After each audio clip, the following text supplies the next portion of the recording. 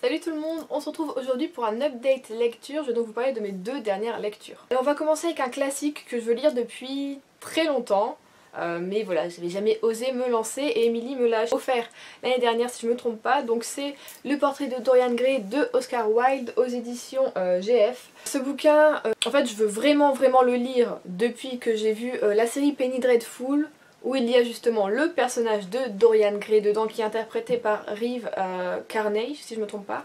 Et du coup forcément quand j'ai lu le bouquin j'avais son personnage en tête, donc j'avais cet acteur comme modèle on va dire, et donc voilà c'est lui que j'ai vu tout au long de ma lecture. Et bizarrement je crois que ça m'a aidé d'avoir vraiment un modèle en tête, parce que Dorian dedans est décrit mais j'aurais pas réussi à me l'imaginer, je pense, totalement l'homme qu'il était physiquement. Avoir cet acteur en tête m'a vraiment aidé. Et donc, est-ce que j'ai besoin vraiment d'expliquer cette histoire ou pas? Parce que je pense que c'est quand même assez connu. Enfin, je veux dire, il y a eu des films, le personnage apparaît dans des séries, enfin voilà, il y a quand même quelques petits trucs. En fait, Dorian Gray, le portrait de Dorian Gray, c'est, comme son nom l'indique, l'histoire d'un jeune homme dans la vingtaine, la fleur de l'âge, qui est juste beau, enfin voilà, vraiment magnifique, qui s'en rendait pas compte jusqu'au jour où quelqu'un voilà lui fait comprendre que voilà il est beau, et que plus tard quand il sera vieux tout fripé, tout, enfin voilà, que sa peau va tomber, tout ça, il aura plus on va dire de charme, plus d'intérêt, et donc sa beauté devient presque son obsession, et un portrait de lui va lui être offert et va changer totalement les choses pour lui. C'est un bouquin qui est ok au début, on se dit waouh,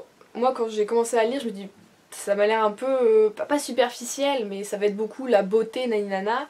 On a Lord Henry, qui est un personnage que je ne peux pas dire que je l'ai aimé, hein, totalement, je l'ai détesté. Pour ses propos sur les femmes, pour ses propos justement sur la beauté, sur la société, enfin, il y avait plein de choses où, même en fait, je trouve qu'il avait beaucoup de contradictions. C'est un personnage pour moi qui voulait juste tout le temps avoir raison, donner son opinion sur tout, mais pas forcément que ce soit juste, je trouve.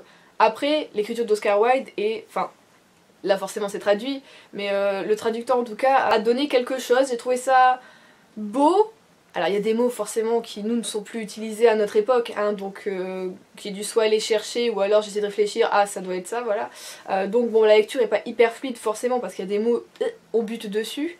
Mais sinon, c'est quand même une lecture plutôt facile, on n'est pas dans des descriptions comme à la Victor Hugo. Donc ça se lit plutôt bien, je trouve. Et j'ai été étonnée par ça, mais en même temps je m'en doutais parce que c'est vraiment un auteur dont j'entends, enfin, que du bien en fait. En classique, il est souvent cité. Donc ouais, je suis contente d'avoir enfin pu découvrir Oscar Wilde et d'avoir pu le découvrir avec ce bouquin-là. Et ça m'a donné du coup envie de lire vraiment d'autres bouquins de lui. Je sais pas si petit à petit en fait que je lis des classiques comme ça, que ce soit Jane Austen, Oscar Wilde, ça me fait moins peur en fait d'en lire d'autres, donc je vais peut-être me lancer dans d'autres. J'aimerais bien lire aussi du Edgar Allan Poe. Bon, c'est totalement autre style, mais ouais, j'ai envie de me lancer un peu dans des classiques comme ça. Je trouve que c'est pas mal. Ça va vers d'autres horizons, hein, forcément par rapport à mes lectures habituelles, et je trouve que ça me fait du bien. C'est des lectures qui prennent un peu plus de temps, mais pour réfléchir en fait. J'ai vraiment beaucoup réfléchi en lisant le portrait de Dorian Gray sur voilà, notre société actuelle. Et le fait qu'on a été écrit en 1890 et quand c'est sorti ça a fait un peu voilà, fureur dans la société anglaise. Mais toutes les idées qui sont dépeintes dedans, on est au XXIe siècle maintenant et il y a des pays où c'est encore exactement la même chose. Bon, peut-être pas au niveau du style de vie, mais vraiment au niveau du travail, des femmes, de la vision des choses, enfin voilà, ça n'a pas évolué quoi. En 2 siècles, ça n'a pas évolué et je trouve ça assez incroyable. Donc pour moi, c'est vraiment une très bonne lecture, même si voilà, j'ai eu des moments très mitigés à cause de Lord Henry et du fait que Dorian Gray change. Au début, je me suis dit voilà, il est un peu candide, mais du coup, il se laisse faire quoi. Par Lord Henry, il se laisse mener à la baguette. Et après, bon, il se reprend et dit non, maintenant je vais mener ma propre vie, mais c'est pas forcément dans le bon sens non plus. Wilde en fait nous décrit ce qu'il va faire tout au long de sa vie, mais on passe quand même au-dessus de gros événements. Moi j'aurais voulu savoir un petit peu ce qui se passe, mais non. Oscar Wilde nous laisse un peu dans le doute. Dorian a vraiment fait ou pas avec certaines personnes, ou ce qu'il a fait à d'autres personnes. Enfin voilà. Je trouve le meilleur moment c'est quand Dorian en fait devient totalement dingue. Et c'est beau, que je trouve c'est un coup de maître d'avoir fait ça de son personnage, d'avoir osé le prendre, le triturer, ne pas faire quelque chose de beau, vraiment de tout lisse. On est dans une lecture vraiment... Moi j'ai été malmenée en fait tout le long de la lecture. Franchement c'était... Je t'aime moi non plus. Et du coup j'ai apprécié avoir ça entre les mains. Ne pas avoir un personnage lisse. Et et avoir envie de le détester quoi totalement, et le détester à certains moments et l'adorer à d'autres, enfin c'était vraiment... ouais, ça m'a chamboulé un peu. Je suis sortie de là, j'étais pas zen quoi, j'étais un peu comme ça. Je me suis dit ouh, Juliette, j'ai fait une pause du coup d'une journée où aucune lecture, rien du tout, parce que je savais pas trop, il fallait que je digère un petit peu, vous voyez, ma lecture. Donc, comme vous voyez, ça a été mitigé à un moment, mais quand j'en suis ressortie, j'étais là, waouh. Donc, pour moi, ça a été une très bonne lecture.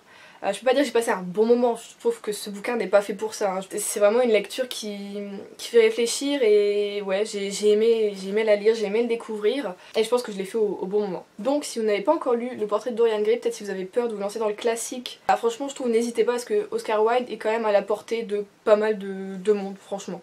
Donc après ça il me fallait quelque chose de, on va dire au niveau de l'écriture, de plus lisse, de plus fluide et simple.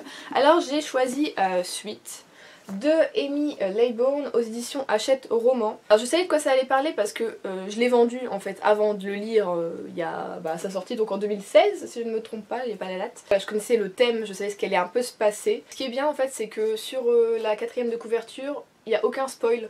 Donc je dis rien, hein, si vous ne l'avez pas lu. Donc d'ensuite on va suivre Lorraine qui est une jeune fille de 17 ans qui va participer à une croisière sur l'Extravagance, qui est donc un paquebot de luxe vraiment énorme, où en fait sa copine l'a invitée. Donc sur cette croisière ils vont tester un nouveau produit qui est un édulcorant qui s'appelle le Solu et qui est censé vous faire maigrir. Donc pendant une semaine non-stop ils vont avoir du Solu au niveau des desserts, des goûters. Mais le Solu avait beau avoir été testé, il va y avoir des effets secondaires. Au niveau du personnage masculin on suit Tom. Alors lui Tom était un enfant star que l'Amérique a vu grandir totalement. C'était Baby Tom Tom je crois qu'il l'appelait. Et maintenant il a 19 ans, c'est un bel homme, voilà, belle carrure tout ça, et il ne perce plus dans le cinéma parce qu'il a eu des rôles d'un petit peu de série B qui n'étaient pas tip top, et du coup il est présentateur et donc il va suivre la croisière à travers un petit reportage, voilà. Donc c'est presque tout ce que je peux vous dire si je veux pas vous spoiler. Alors je me suis vraiment attachée à Lorraine parce que c'est un personnage en fait qui est différente des autres, c'est pas un personnage superficiel. Elle, je sais pas, elle m'a paru vraie, l'auteur en tout cas moi me l'a fait découvrir comme ça. Elle sort ouais, de l'ordinaire par rapport déjà à toutes les filles qu'on va pouvoir croiser sur cette croisière, forcément, qui sont toutes un peu en recherche du corps idéal grâce au Solu, tout ça, hein, voire certaines pour une maigreur extrême. Donc ce bouquin va pas traiter que la déviance du Solu, mais justement de la vision du corps que chacun a de son corps ou quoi. Lorraine est légèrement enveloppée, hein, on va dire, mais elle s'accepte telle qu'elle est, elle aime son corps, pour elle il n'y a pas de souci, elle est belle comme elle est, et enfin voilà quoi, elle s'accepte contrairement à sa copine, qui elle a apparemment comment c'est décrit, mettre la même taille, donc sont foutus pareil, mais elle déteste son corps, mais depuis qu'elle est toute petite, donc depuis l'école primaire elle lutte, elle fait des régimes, enfin voilà, tout ce qui s'ensuit, hein, vous voyez elle est dans une spirale un peu infernale de régime tout le temps, mais elle ne perd jamais de poids, et donc en fait c'est ça ce qui va différencier les deux personnages, c'est-à-dire qu'il y en a une qui s'accepte telle qu'elle est, et il y en a une autre qui va vouloir changer à tout prix, et enfin on va vraiment voir du coup l'écart entre les deux personnages, elles sont meilleures amies, mais juste à cause du poids, à cause d'un produit, ça va exploser tout ça. Du coup j'ai aimé ce côté là où vraiment on a les deux personnages qui se ressemblent un peu et puis qui finalement vont partir toutes les deux dans des directions totalement opposées, et du coup c'est ce qui m'a fait apprécier Lorraine. Reste comme elle est jusqu'au bout et ça j'ai adoré. Après bon, vous vous doutez quand même qu'on a une petite histoire d'amour avec Tom. Elle est là, elle est bien, c'est vrai que si elle n'avait pas été là, ça aurait pas été un mal non plus. Enfin moi vous savez que l'histoire d'amour c'est vraiment si je veux lire de la romance, sinon après ça apporte souvent pas grand chose au niveau du bouquin. Mais bon là quand même ça apporte des jolies choses sur certains moments, on va dire, de soutien, des choses comme ça. Donc c'est plutôt mignon. Après c'est pas voilà, the romance du tout. Si vous voulez une romance passer à côté, c'est pas du tout ça. Mais si vous voulez un livre qui bouge et qui fait réagir sur les mentalités un peu, on voit vraiment que l'auteur a voulu percer là-dedans, que c'était son fil conducteur. Pour moi c'était vraiment ça, l'acceptation de soi et des autres, du regard des autres, enfin voilà, s'aimer soi-même, aimer son corps, aimer ce qu'on est. Voilà, lisez-le parce que moi franchement j'ai passé un super moment, je l'ai lu en 2 jours, j'aurais pu le lire en une journée mais j'ai pas eu le temps. Voilà, c'est une écriture vraiment fluide, ça se lit tout seul, il y a ce qu'il faut quand il faut, ça bouge quand il faut, et ça bouge, croyez-moi. Donc voilà, mais ça met quand même du temps un peu à s'installer, mais on suit justement notre personnage et on voit quand même quelques petites choses qui nous titillent, on voit qu'il va se passer quelque chose, et quand ça se passe, c'est... voilà quoi. N'ayez pas peur du sang, également. Donc voilà pour mes deux lectures, vous voyez c'était plutôt opposé, mais c'était un peu dans le thème parce que je les ai lus au moment d'Halloween en fait.